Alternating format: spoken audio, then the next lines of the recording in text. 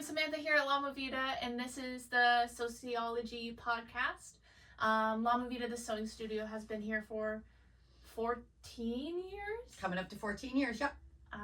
And Laurie and I are doing this podcast to not only talk about sewing, but kind of have the conversations that we have around the studio. So we talk about people, we talk about ourselves, we talk about our neurodivergencies, and today I really wanted to talk about hiring, which Laurie is kind of hesitant to talk about.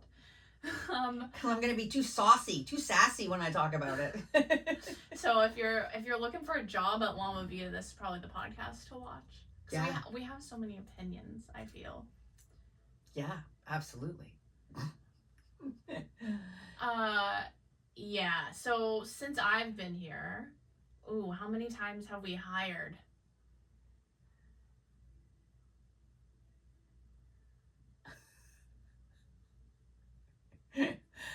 Maybe 6 times? Really? Well, yeah. Yeah, probably. Maybe. Instructor left. Yeah. Instructor fired. Instructor fired. Studio coordinator moved. The following studio coordinator didn't work out. New studio coordinator. Maybe it's 7. Oh, wow. That's a lot. It's a lot of times. Yeah. And we don't have a very big staff. We are 4 or 5, I think. We're the biggest we've ever been. Because there's Jennifer, you, me. Mm-hmm. And then there's Amaranta and Ava and now Michelle. And then both your daughters will come and help out every so often. So Jackie's in here doing ins and odds for us, making us all pretty.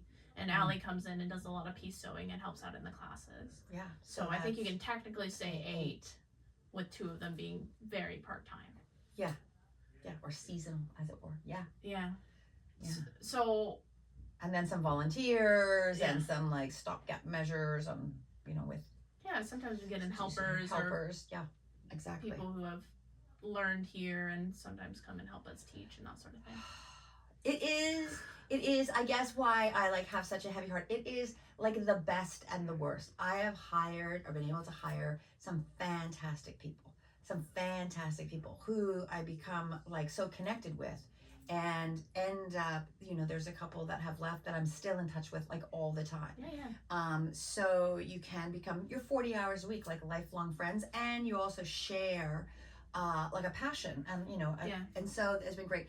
But there have been lots of people who have come and gone pretty fast. Yeah. And in the process of trying to find the right person, it's super challenging and not. It's almost like, it's almost like dating. Meaning you have to go on 100 dates and then you fall in love. And so maybe you just have to go through 100 interviews and then the right person will come along and it will be great. Yeah. I think more recently I have taken a step back from teaching. Mm-hmm. So now we're kind of on the hunt for another youth instructor, and it can be incredibly hard to fill the youth instructor role. Yes. Because it's a lot of personality and the kids stay with us for a very long time. So you don't want to put someone new in that role and then find out that it's not quite the right fit and then put someone new in that role and keep adding them in. So right now you're teaching the classes and Amaranta is teaching some of them. To kind of give you guys enough time to find the right fit who's going to stay on. Yes. So we've been looking now for the new fit for maybe 5 or 6 months, I guess, and have not come across the right fit. Not even. I think it's 6 months. Yeah, not even close.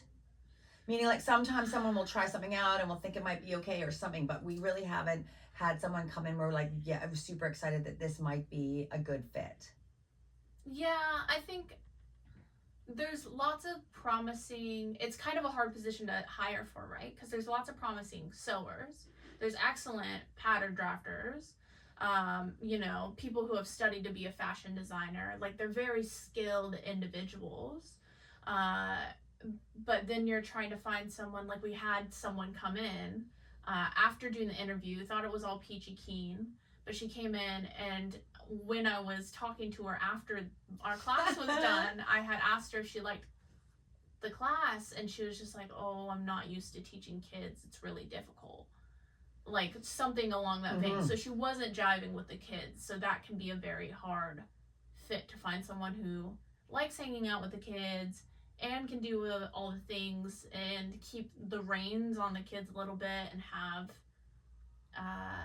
like a good give and take with the children without being too crazy or anything like that. Yeah, it's definitely a unique combination. Before, when I owned a fine art studio, it was a lot easier. There's a lot more people out there with fine arts background. And when you're teaching kids fine arts, you can get well, they all had degrees and masters and everything. Yeah. So finding someone in the fashion design industry they're much more rare. But then also being able to manage children. And I guess if you're someone who's into fashion design, kids and fashion design aren't really parallel. Yeah. Whereas maybe if you were an artist, it might be, right? Because you might be interested in arts and crafts or art and painting and have, an affinity for kids, more likely. But not necessarily fashion. If you're going for it, it's usually a little bit more, you have a little bit more highbrow feel about it or something. And so kids is not necessarily your go-to if you're a fashion designer. And certainly when I was like 21 to 25, there's no way you would have caught me teaching kids or in anything in that regard. That wouldn't have been me. So I understand it's really unique, but I absolutely love it. Yeah. And I don't even want to teach adults. I would 10 times rather teach kids and a million times rather teach the kids than the adults. Yeah, I definitely did not interact with a lot of kids prior to working here. So I wasn't really sure how I would feel about kids. And then I really grew to like them. I think when I started here, I was like, I'm never having kids. And I've definitely 360'd on that opinion. I love kids. I want one.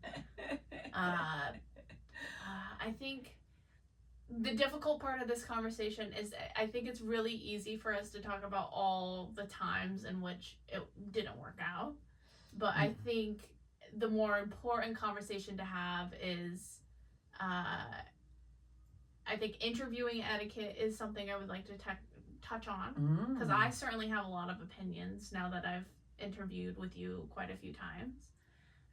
Interviewing etiquette, and that goes along with that your resume and your cover letter, which can be a tricky conversation to have because you can either optimize it for a small business like us, like we're not using what the big businesses do is, which they throw it through like an AI algorithm. They're looking for keywords in your resume, so sometimes we get in AI optimized resumes.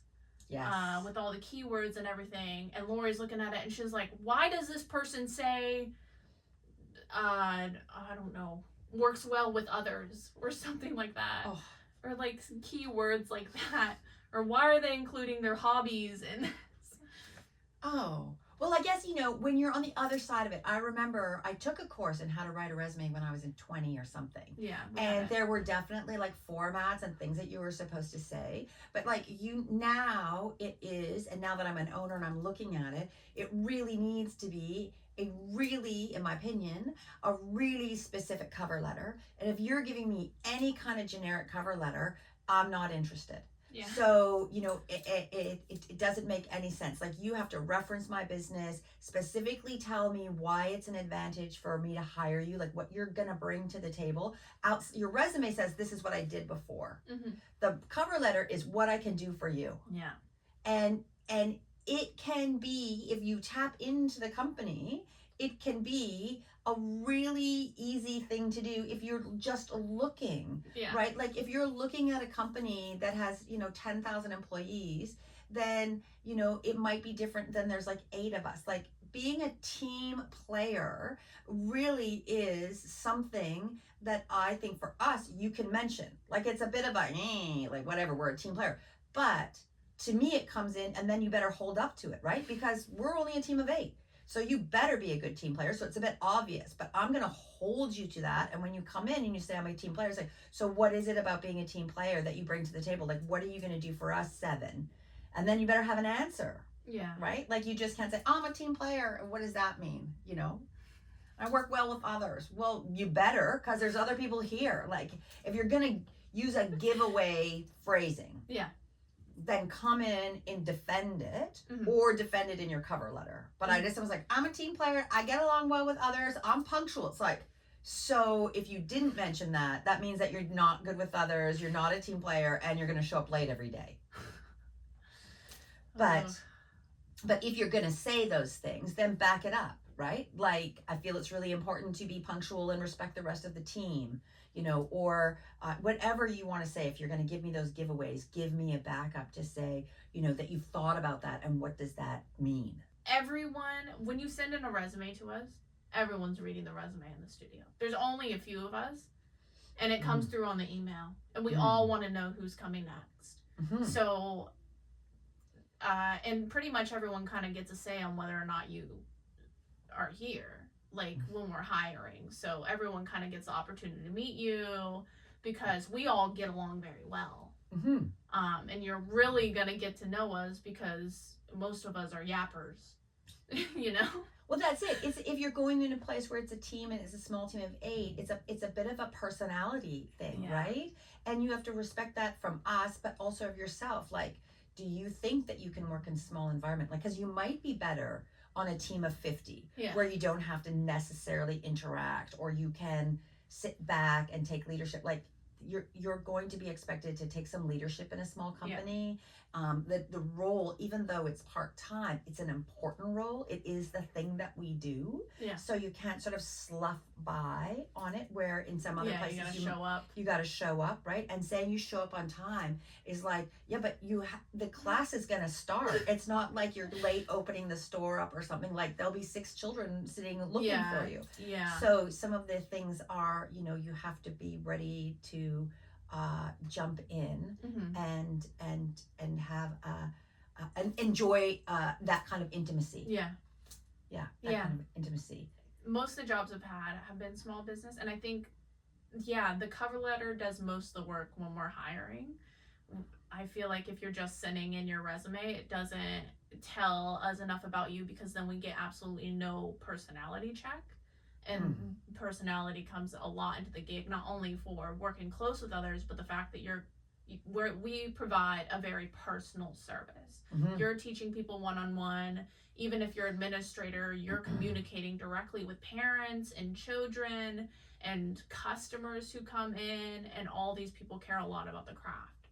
So it's kind of a hard position to hire for, because it's such a, you know, not only do you have to know a fair bit, but then you also have to be an excellent communicator, and be hopefully a little bit charismatic, though we all have our little quirks around the studio. Like, it's well known that we're not allowed to answer phones, really. Neither one of us are allowed to answer for different reasons, just because I can come off a bit flat. So, you know. And I come off impatient. I don't think you necessarily come off impatient. Most of the time, I don't want you to answer the phone because you're going to give everything away. Oh, yeah, that's true, too. You're very helpful on the phone, too. Helpful on the phone. You're like, yeah, sure, come steal my sewing machine. Oh, my glory. Yes. But, yes, I do. I give things away. But yeah, so etiquette, I think that's like resume etiquette. Like, if they're asking for a cover letter, then they're really looking for a cover letter. And if you're sending it to a small business, everybody in the small business is reading it. If you're sending it to a company of 10,000, then maybe somebody's not reading it.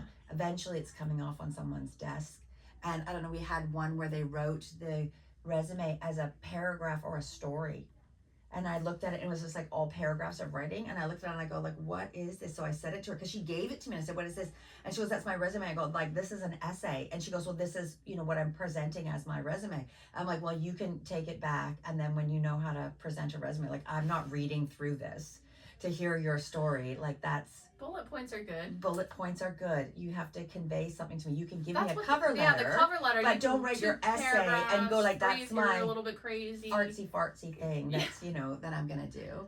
I think that if you're giving someone, especially in our field, your Instagram feed or your portfolio that's online or some of those things, that you make sure it's appropriate. Yeah. And that's for all businesses. Like, I don't want to see slutty pictures of you or your friends on whatever you're posting. Teaching kids. Because I can. And I will tell you, the kids are going to stalk you. Like, even if I've tried to give the students anything, and whenever they find me, I block them.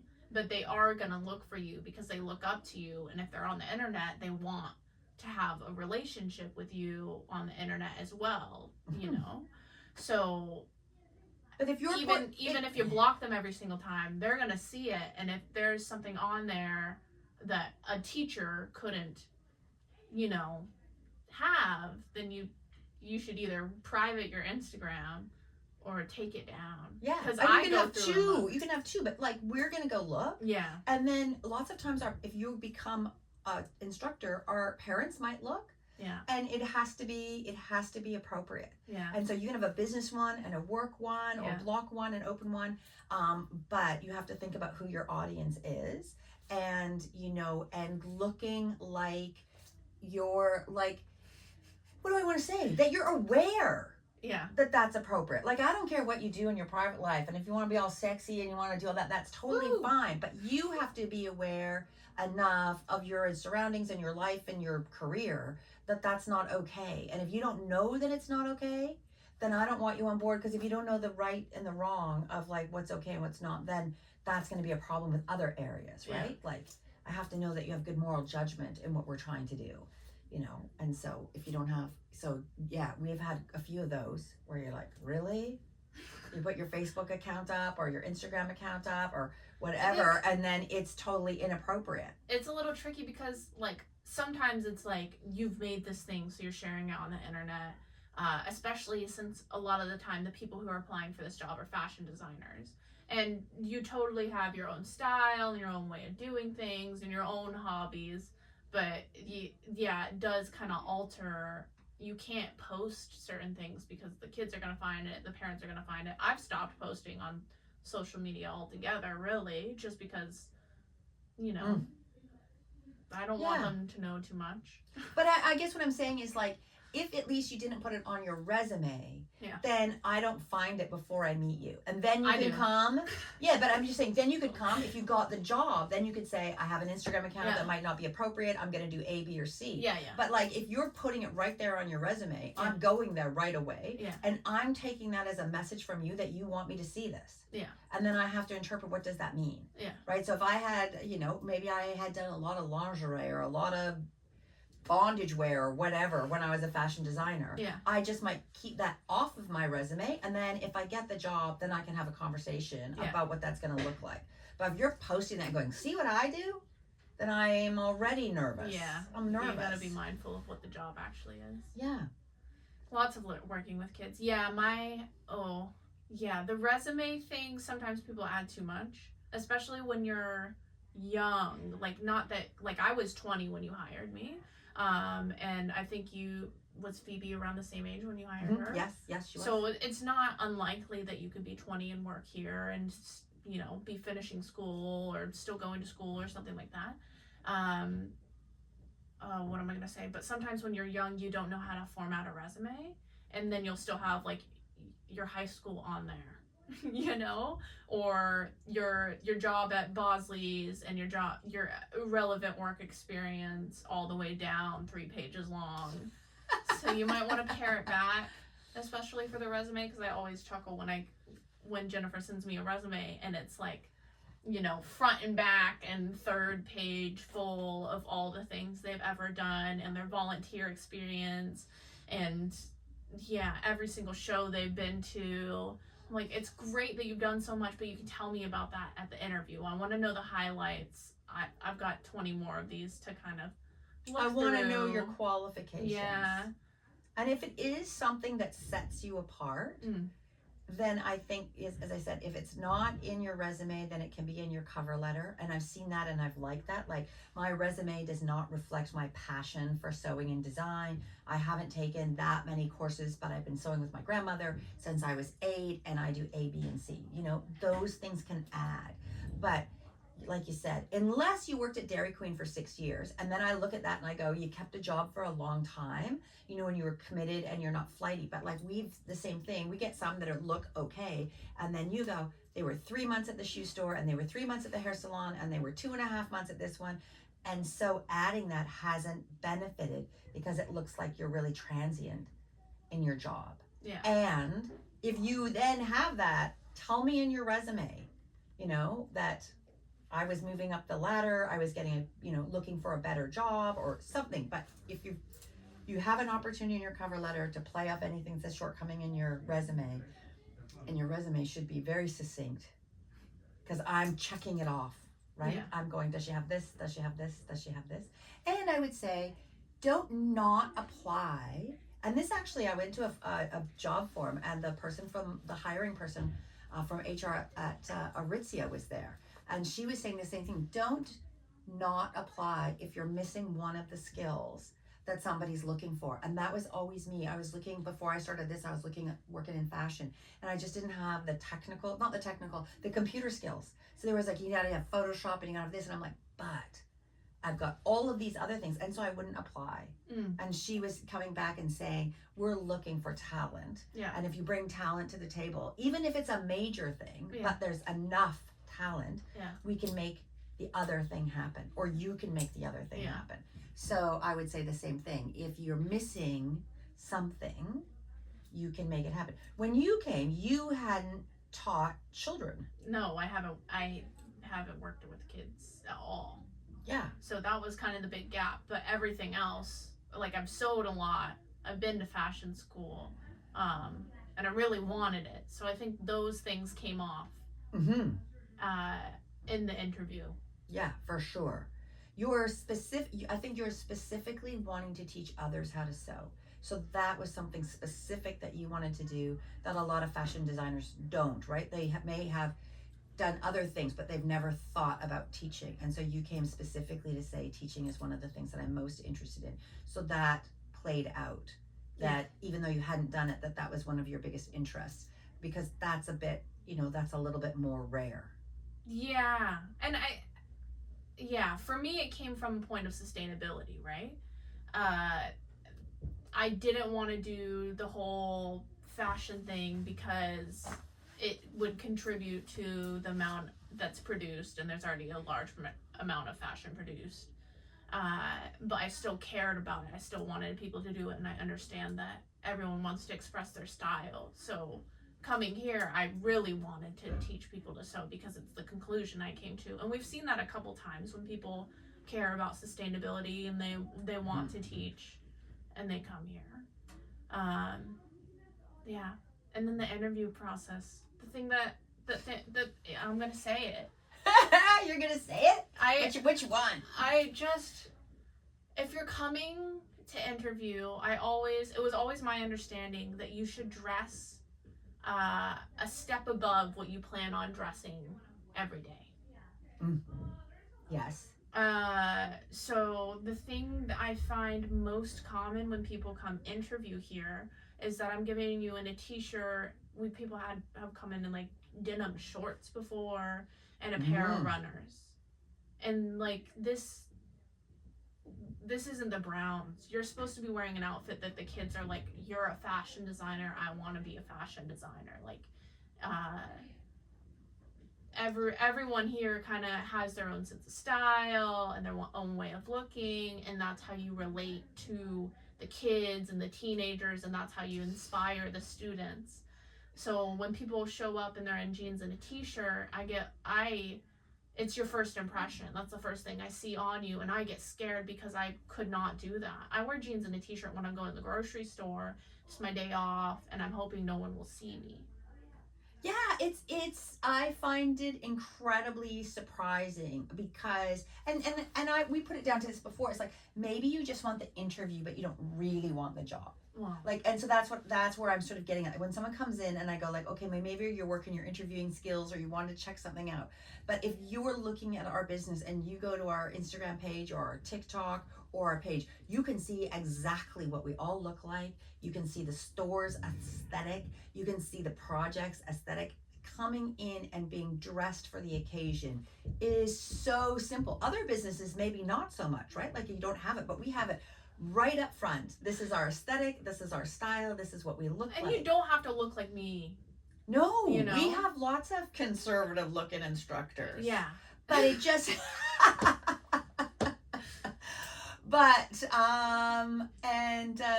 but well dressed, well presented, hair brushed, you know, clean clothes, no rips, no looking like you're just gonna go out for a bike ride.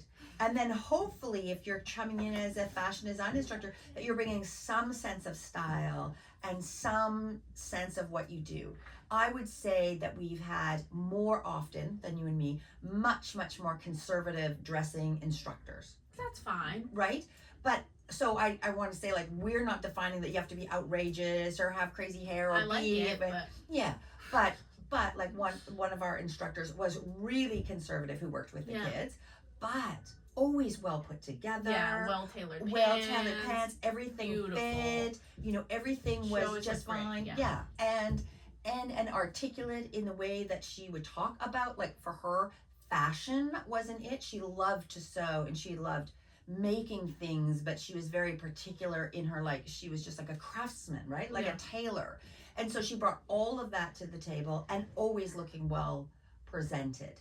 But, you know, not, you know, had an instructor that would come in the morning and, like, not be really dressed for work and was going to a secondary job after here, and then would pull out her makeup and her nice clothes and put her makeup on and brush her hair and curl her hair and then put her clothes on and then go to her second job. I was like, what am I? Like chopped liver? Like, I don't get, like, a nice presentation. I get you just rolled out of bed, you know? And so I thought that, and she's doing it right in front of me, like, oh, I gotta get ready for my next job. And there she is, like, you know, brushing her hair. And I'm like, yeah, no, you can do that for me too. You can show up for our students and our parents and brush your hair for us as well. But yeah.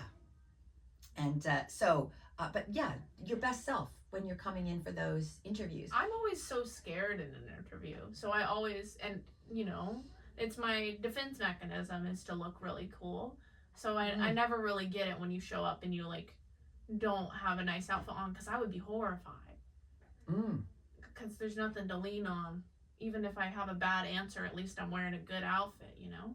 Yeah, and expressing what interests you about, like I said, this one instructor that wasn't super fashion forward, but she came and said, I love kids, I've taught kids before, I've done this, you know, and all of these things, and it fit. But if you're lacking a little bit, tell me what you're gonna do for me. You know, like, what are you gonna bring to the table? Like, I'm into fashion, I've got a love, you know, fashion history background, I can share that with the kids, you know, I'm super up on my textiles and whatever you bring to the table.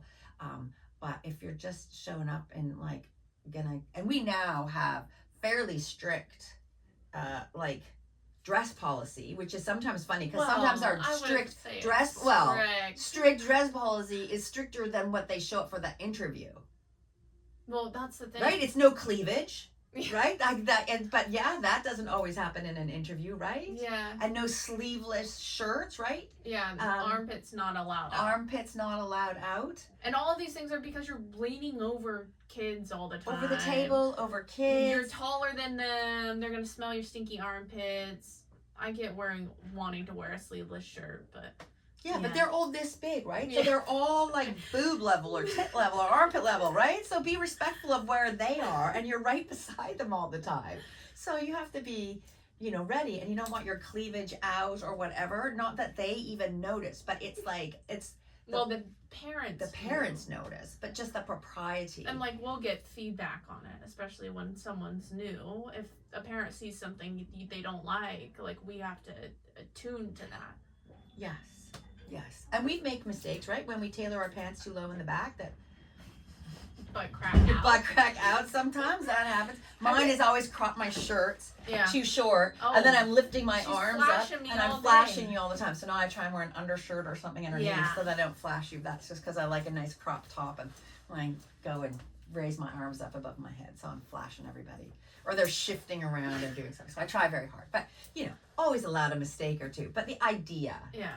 you know, and not such a short skirt that when you leave over the table, Yeah. black mini skirt. Yeah, I had to get rid of it. Yeah, that you lean over the table. That It's all 'cause your my bigger butt now.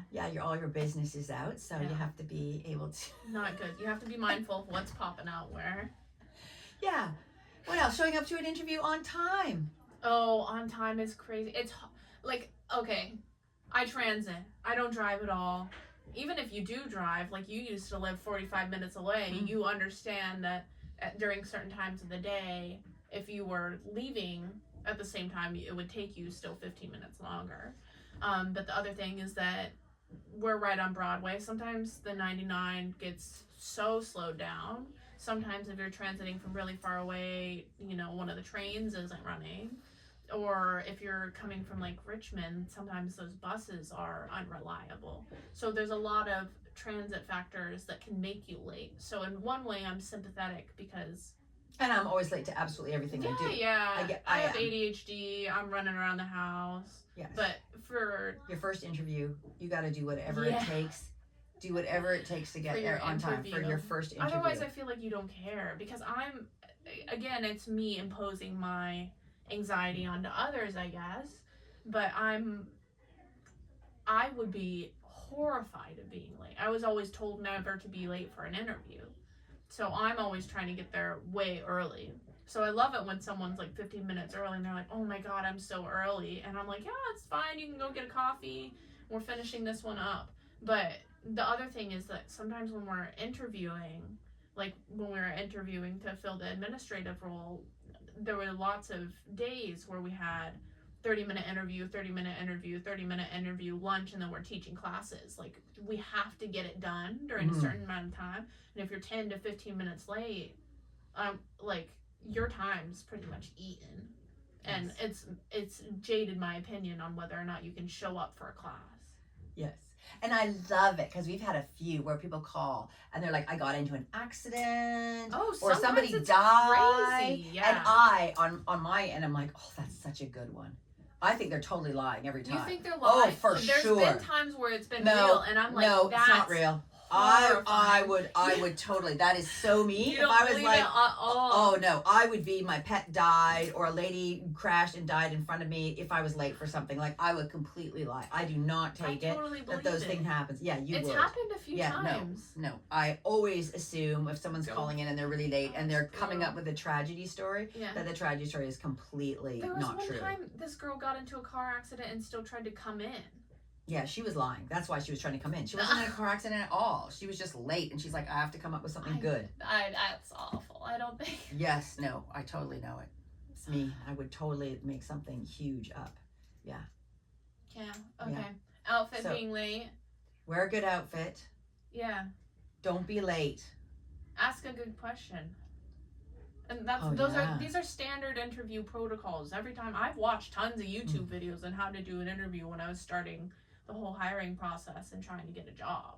Like the standard is dress a step up of come with a question, be early, have a cover letter, have a clean resume. Like these are the tokens. And come prepared really to discuss your shortcomings. Like that's really what I want to know when you come in, is that your shortcomings are obvious to whatever we're doing. You've never taught before, or you don't have any tailoring background, or you've taught a lot, but your sewing is not, up to par. Come to the table and be prepared to discuss that one thing. So you go, I know my resume is light on teaching, or I know my resume is this, but what I think I can bring to the table is I'm super enthusiastic to do this. The reason, like you did, the reason I want to do this is because of sustainability and I want other people to learn how to sew, and convince me that you bring something to the table and that's not going to be a stumbling block.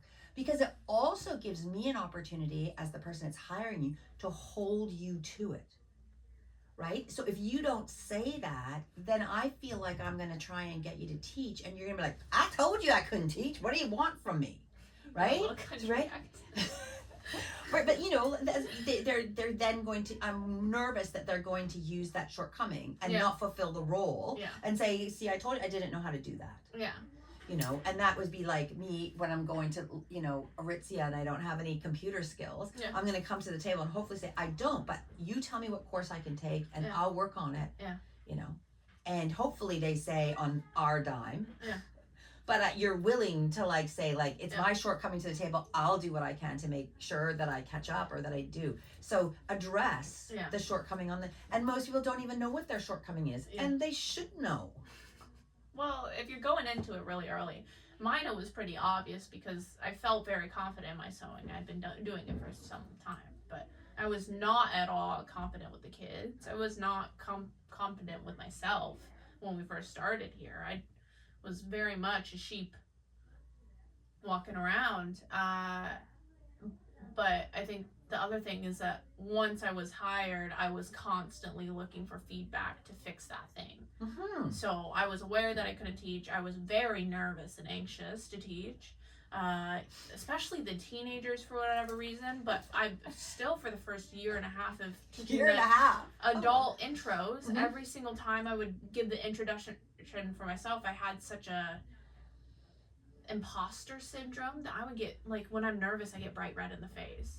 So I'm standing there telling them all the great things that I've done and what the studio is and what I'm going to tell them. And I'm like, you know, in my head, I'm thinking that they don't believe me. They think I'm stupid. And then I'm getting bright red in my face. And then I can see that they're noticing that I'm a tomato now. Oh God. It stopped happening after a while, but yeah, I was trying really hard to learn how to teach. Yes. And And you trained me on Yeah, it. Like, there's yeah. always opportunity to train. Like, I don't want people to come and interview and feel like that there's not, that we're only looking for this thing, we're not willing to train and all that things, because like the position is unique. Yeah, of course we're gonna need to train. We have another instructor, and she was very shy when she started, and we thought for the first little while that it's not going to happen. Yeah, and I would say I was a little nervous. Yeah, but not you were nervous, but this other instructor, right, like, was very quiet. Yeah, And we're saying, like, you're doing a good job, you know what you're doing, just say it louder, like, say it with confidence. And I would say, like, say it with confidence even if you're wrong. Yeah, Right? Like, people just want to think that you know, right? Yeah. So just own it. They want that. They don't want your hesitation or your shyness. And, you know, I'm always saying to instructors, like, imagine what your favorite instructor was, or the person that you liked. And was it ever a soft-spoken teacher? Was it ever a shy teacher? Even if they were a jerk, you know, the louder they spoke, or the more animated, or the more they pretended they were into it, is always a better instructor. So I always say, like, just pretend. Anyways, she got over being shy because we couldn't even hear her from one room to the other. It's like, I need to be able to hear you speaking loud enough that when I'm in the other room, I can hear you. And now I can hear from like 50 feet. She took the feedback and ran with it and did great, and Yeah. there wasn't really needed a conversation again after that. She just needed the Yeah, encouragement to go. Yeah, to know what it is that you're not always doing well. Yeah. What's me? My funny one is that, because my funny one now is that I am so not self-conscious, that's the wrong word. I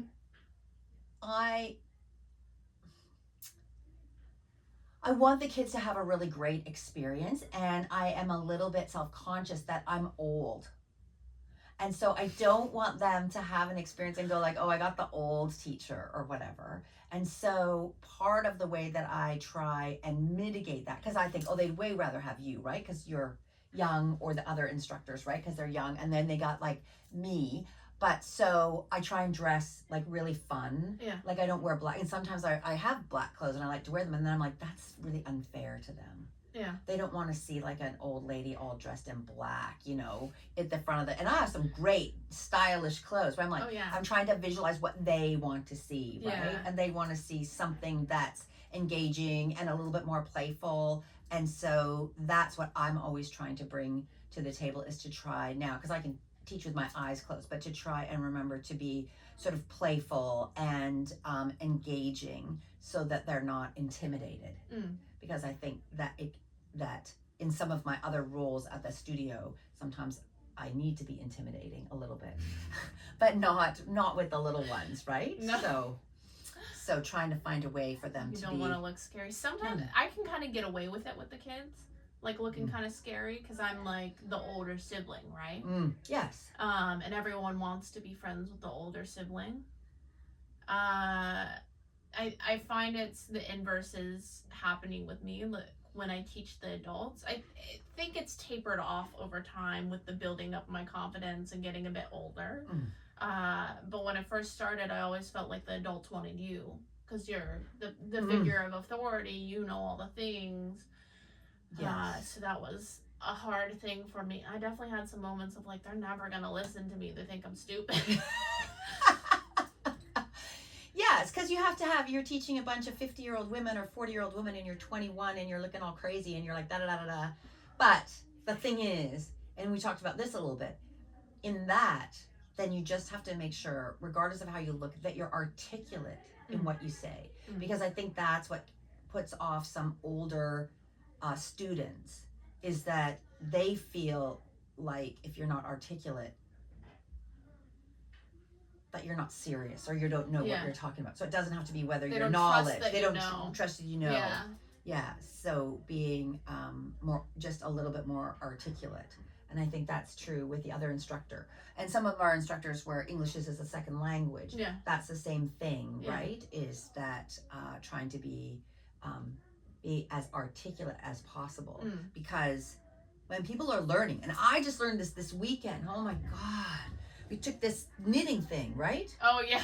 So this was like something, and I find like I'm having to learn how to do this. Yeah. And I am it's the casting off, completely flustered because I can't follow 3 steps in a row, right? So it's pull, yank, flip, and then you do something different, then you double up, and then you pull and you let go. So it's like you do it one way the first time and then a second part, right? And then you do it one way, and I kept forgetting where I was in the 2 steps. And I was like getting frustrated, and then I was just like, oh, and I would like, you got to come help me, I messed it up again. And I'm like, oh, I know what student I am now in the sewing class, right? Because I'm always saying, especially to a slightly older people, like, it's okay, don't worry about it. And sometimes I'm always jumping in and going like, you can't wreck it. Like, make a mistake, it doesn't matter if you forget this and you forget that. It's a little bit different. Yes, it is a little bit different. You can kind of wreck it. If you drop a stitch, it's going to be and that's really frustrating. Yeah, but in ours, you can't really wreck. And in sewing, really. You can't wreck something. We can always undo it. But I just, for the first time, felt that I got to follow. It's nice to learn every so often because we're always so teaching. Yeah. It was really a good experience to be the student in this situation because I'm standing there goofing off. I'm like, oh my God, I'm the worst. Yes. I'm the worst one. Yeah. But her trying to go, pull it out, flip it, double it up, push it back in, pull it out, double it up, flip it. And so. And you remember how to say it. That's funny. Yeah. But I was Did you get it by the end? No, she finished it for me. But. I kept seeing her walk over and start doing it, trying to show you. And then I would engage you in conversation and she like keep doing it for you and look at you. I'm like, oh my God. I had a slight excuse is because I was using mohair and it was catching on all the hooks. Yeah. And so when it was supposed to be sliding over, it wasn't. And so I kept, it was just grabbing on. So it wasn't totally my fault. No. It wasn't that easy because I couldn't see the stitches because it was all mohair and fuzzy. And so I didn't know what I was looking at. But anyways, yes. So learning is it's the instructor just trying to be articulate. Yeah. In the moment. Okay, hiring. What else? What else do people do? Well, don't sit cross-legged. Oh, why? No, like feet up, like crisscross applesauce in the chair. Oh, why do you have a peeve with that when people are comfortable? When you come into interview and you sit up in the chair and then you sit on your chair, I can't even crisscross applesauce. Like I'm just like, really? Like just sit. Not in a yoga class. Yeah, no, not a yoga class. Just sit up. That might be good. Maybe they have a lot of patience. Yeah. So we hired somebody a while back who we thought was going to be really good. Yeah. And they showed up so ill prepared on the first day. We interviewed them twice. Did we? Yeah, I think so. Like a call interview and then an interview in person? or maybe 2 interviews in person. No? We've been kind of, especially for the instructors, we've switched because before, when I first started here, you would hire someone on, and there's a 3-month window, training window for everyone to see whether or not it works. And sometimes people stay after that, and sometimes they don't for various reasons. We've added an extra step in there just because that 3-month window can, sometimes a bit earlier. It's like dating. You know way earlier. It's 3 months because you don't have to give anybody notice within 3 months. And so that's why it's always, we'll try you out for 3 months. But lots of times we know earlier. So now we do a 1 day. Yeah, and if we're still not sure, sometimes you'll come back for a couple more days or something like that. But it's a trial shift is what it is. So I think, I think the trial shift has been really good for us because you see how someone's going to show up on the first day. If they're going to show up on time, if they're going to show up well dressed or, put together enough. If they're ready to listen, if they're ready for feedback, if they're ready to learn.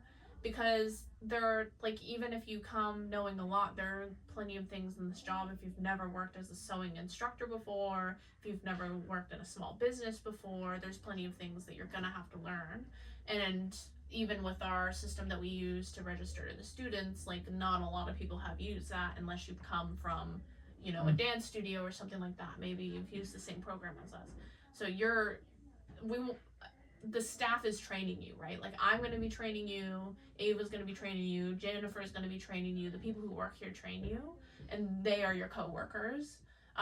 So if one of them is teaching you how to do something and they don't feel like you're listening, or, if you're not understanding and you don't ask questions, we can't really help sort of situation. So we get a lot on the trial shift now. And we mostly do instructors. And we do more trial shift now because of you, because you said a lot of people are really nervous in their interview.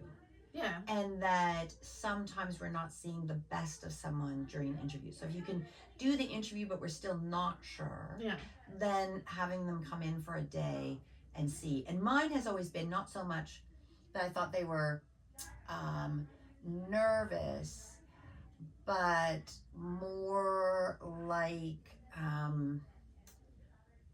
they just might not like it. It's a unique experience. And that's what we have experienced. There's been 2 separate things. Sometimes you come on and it's great and then we continue. And then sometimes you're not into it and you don't want to continue. So then we can both go our separate ways and we don't have to spend a lot of time on it. So, yeah. I think for administration, we've never done a trial shift. We've certainly let people go sooner than the 3 months if there's been substantial issues. But administration is hard for both of us to interview for different reasons. I can never hire for administration because I find administration the most boring thing. And so I can't understand a person that would want to do it. And I can have a hard time interviewing them. And I'm always going I know it's an awful job. And I know you couldn't possibly want to do it. And you're going to have to be in front of the computer for whatever hours a day. And you have to talk to people. All the things I hate is what the administrator does. Yeah. And so I just can't imagine hiring for it. But the people that we've hired love it. If their personality... Jennifer's been with us for almost 7 years or something now, right? And she loves it. She likes interacting with people. She likes talking on the phone. She likes organizing. Yeah. She likes everything to be tickety-boo. She likes lining things up. And she likes the diversity of the job, but also in that organizational way. And she likes the autonomy because she doesn't have to work with other people. So she gets to be her own boss, autonomy, and gets to run like a business. And so she really, really likes it. But you couldn't pay me to do what she does. Nothing, not $1 million, I don't think. So it's hard to hire for a position that you don't want to do. Maybe we should sum it up. We're right at the end here. Hiring is not fun. I don't like doing it. I always hate looking at the resumes and looking at the interviews and setting aside time because it's hard to find people who want to have this job. I find a lot of the time, especially for the instructor role, they don't want the job. They want to go on to do film. They want to go on to work at a fashion company or they want to run their own brand. So it's like, how long are you going to be here, and can you teach the kids, because you are looking for something else. You've got your resume sent out to someone else the whole time that you're working here, so that it can be tricky. And I really care about the job. I really care about the kids. We all do. So it's always, I don't like it when people come in and I can tell that they don't want the job, because I'm like, it's the best job. You want this job. Yeah. And it has been a great job for people who have been here and left. It's been a great job as a stepping stone. So it can work. Like, we don't anticipate most often that someone's going to stay for a long, long time. I'm hoping like it's 3 or 4 or 5 years is a great length. I just don't want a year after a year after a year. But like, it can be a great job in that you learn a lot about running a business, right? So if you did want to start your own independent brand or anything, not that specifics here, but payroll, you get to learn like a bit about payroll and about hiring and about firing and about customers and about, you know, customer service. So there's lots of things that you can learn from being in a small business, and that you could take to your own business, right? And see the mistakes that we make or the things that we will and won't do for customers. So I think it can be helpful that way. And then, you know, you always want someone to go on to do their best thing, right? So we've had some people here and they've been here and done a great job. And then they're like, but like you say, my best job is to be something else. And to be straight up, we can't pay $1 billion. And there are some really good paying jobs in the garment industry or in the fashion industry. So you never want to hold anybody back.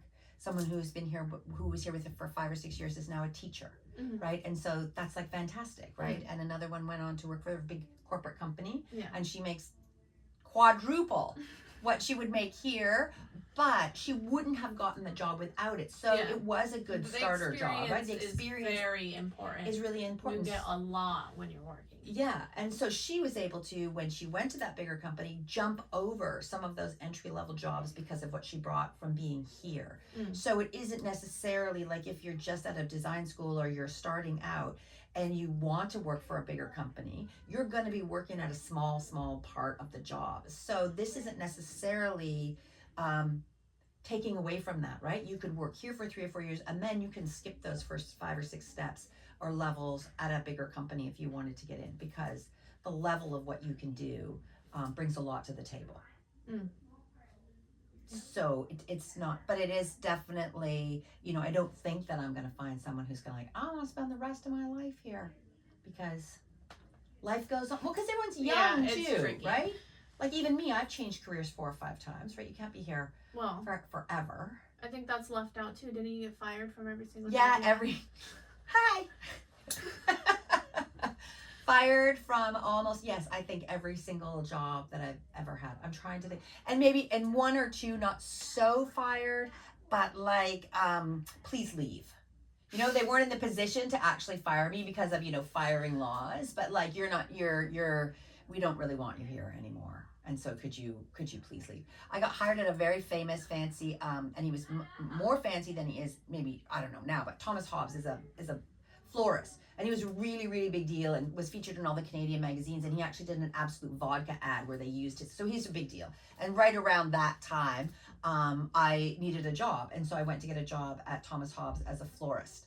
And so I'm like, I'm an art school grad, I'm a fashion designer grad. And so I go in to get this job and I meet him, like he's actually in the store, and I know I got the job because his boyfriend worked at Emily Carr and I was at Emily Carr. So anyways, he comes in and it's just a beautiful store, and they pay billions for his flowers even back then. So he's got this cooler full of beautiful flowers, and he goes, okay, make me an arrangement. And so I was just like overwhelmed. And then I went and I made an arrangement, and he went, yeah, you can go, thanks. And I left. It's like, oh my God.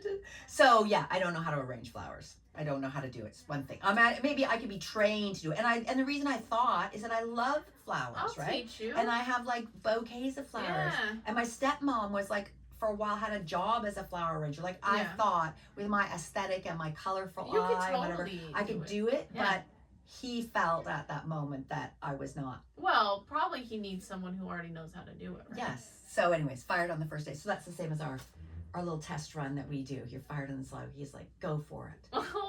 So that's brutal. I know. Well, yes and no. Like I always try and say to appease myself is like he let me go on to do something that I was better at. This right? is true. There's And always an opportunity elsewhere. Yeah, so that's when I have had to fire or let people go, which is awful. You know, I like always avoid doing it. I avoid doing it. I cry over it. I practice it. I do whatever. But what I try and come into my head when I have to let someone go because it's not working out is trying, because they're mostly young people, right? Is trying to say, I can see that this is not working for you. Yeah. And even though you think you want to stay, you're going to be better doing something else because you're not excelling here. Yeah. And hopefully they'll take it that way. Not that you're shit at the job or you're not doing a good job, which they probably aren't, but you're just not a right fit for what we're doing here. Or you've lost your way in what it is. And lots of times what it is that they've only been a part-time job or they're, like you're saying, doing an interim and now their focus is somewhere else. Mm-hmm. And fair enough. Mm-hmm. But that doesn't do me any favors if your focus is somewhere else. So they have to go. Who was it? Somebody. Yeah. All of them. And your boss always knows. Your boss always knows. Like people think they're scooching around here. Your boss always knows. That's I tried to be pretty transparent as we were going through it. I know, but we had staff clocking in from their car because you can get into the remote app from your car, right? From their car. Yeah. So they where you clock in, they were clocking in from their car. Before you even walk up the stairs. Yeah, while they were still in their car. Because I'm not here always when they were coming in. So they were clocking in from their car and clocking out if they were late, right? Clocking out from their car. So they would lock up 10 or 15 minutes early and then clock out from their car. But I knew. So so that got a little bit in trouble. And then people clocking in late all the time. Yeah. And then it was like, I don't look at it every day, but I know. Yeah. So don't think that the boss doesn't know. They know. They're trying to be nice. Don't think you're sneaking around. we really like it when people are on time. Oh, Michelle today was like 15 minutes early. I was like enamored. Wow. Well, I always like, and we talked, well, we got to go, but I like flexibility, right? Like I'm late for everything. Mm-hmm. And I don't have a problem if you're late every once in a while. But the thing is if you're late every once in a while, then you're leaving late every once in a while, right? But my problem is always like you're showing up with all your bags and your groceries and your backpack in the door, you're clocking in, then you're going into the staff room, you're getting unloaded, making your coffee, which we provide, you know, doing all this stuff, and then you're rolling out onto the floor 20 minutes late. But like, God damn it, 7:30, backpack on, clocked out, and waiting at the door, right? So I always think like if you're going to be a little slow on the uptake, you can be a little slow on the get-go. But like, if you're racing out the door, you know, before your shift is over. It's hard to race out the door here. I'm always talking to you till 7:50. Oh yeah, but I've said to staff, can you do this? And they've gone, oh, well, I clock out in 15, so I'll get to it tomorrow.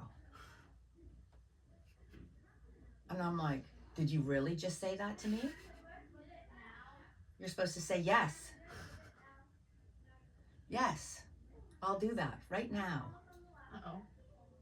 Well. No, I don't think it's ever been you. Me? I think I can be a little bit slow. I don't know. Sometimes I'm really ready to go and sometimes I'm sleepier. But I think it's the ADHD thing, right? Sometimes I'm very productive, so I have my spits of being super productive that I'm doing 5 people's jobs. And then some weeks I'm like, you know, probably on my period and scooting by. So it all levels out to like one, you know, alright employee. Yeah, well, that's the same with me. I have a really hard time getting started, right? Yeah. But I'm always here late, and that's the deal I'm making with myself. Yeah. It's like, oh, I talked to the staff for an hour and a half this morning about my whole life just to get it sorted out. I got my therapy under, but now it's like 1:30 and I haven't done anything. So in my head, I'm clocking, well, stay till 8. You'll still get it. You'll get it in, right? So I'm always playing that sort of like a bit of a game because I have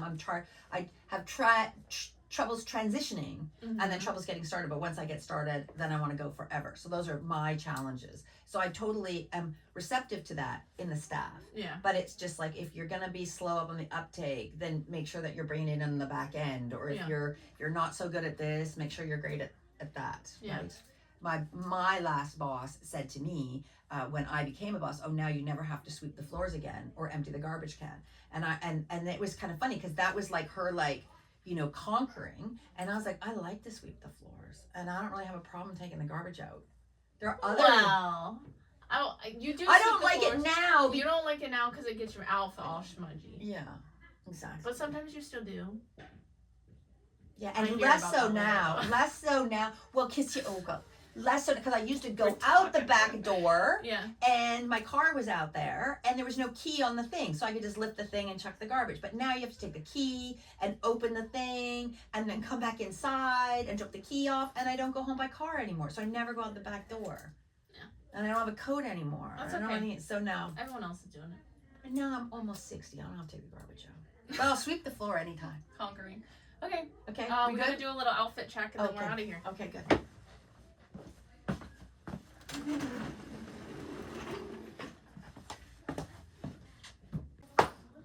Today's outfit is I got a knit dress on. I think it's Aritzia or something. I got a little cowboy kind of faux leather jacket. I got this one's at Simon's, and it was like a big long like cowboy shirt, but I hacked it off like we were saying because I like them short.